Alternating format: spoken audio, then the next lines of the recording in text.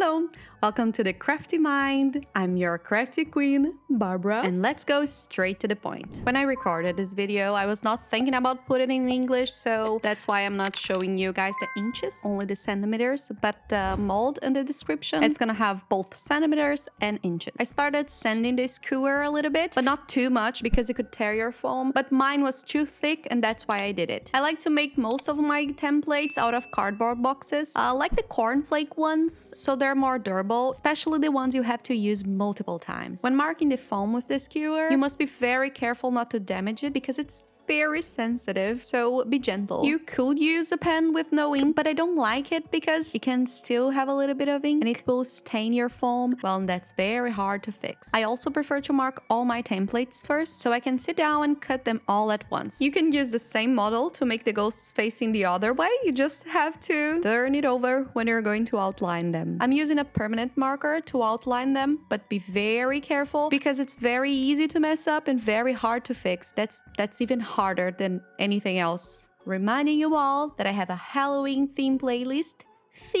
Oh my god, English is very hard sometimes. And you can find all my templates and the list of materials needed on the first link in the description. They're all free and very easy to download. If you don't want to paint the eyes with the marker because you're afraid to make a mess, you can just cut two small black Eva foams. Is that how it's said?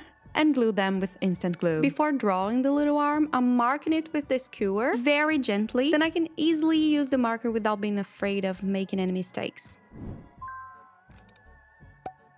I know they are super cute, but we needed to make a special one. A very sparkly foam one as well. It's very beautiful, but you have to remember a couple things before working with this one. When marking the model to cut, you have to remember to mark on the back of the foam, the side that has no sparkles. And also be very careful when cutting it. Keep your scissors straight so you don't cut the shiny part too much. When outlining this, go like touchy-touchy, you know, like touch and don't touch, touch and don't, like little dots. This way, don't take any risks of staying with the marker too much in the same place for too long and the ink won't flow and mess everything. I would love to see everything that you guys create, so don't forget to send me projects on Instagram and tag me as well. This way I can share your projects too. And I'm on TikTok making shorter versions of these videos. And of course, from there, it's way easier for you to see like a big gallery and find, who knows, your next project. I hope you guys liked it. Tell me in the comments if you did.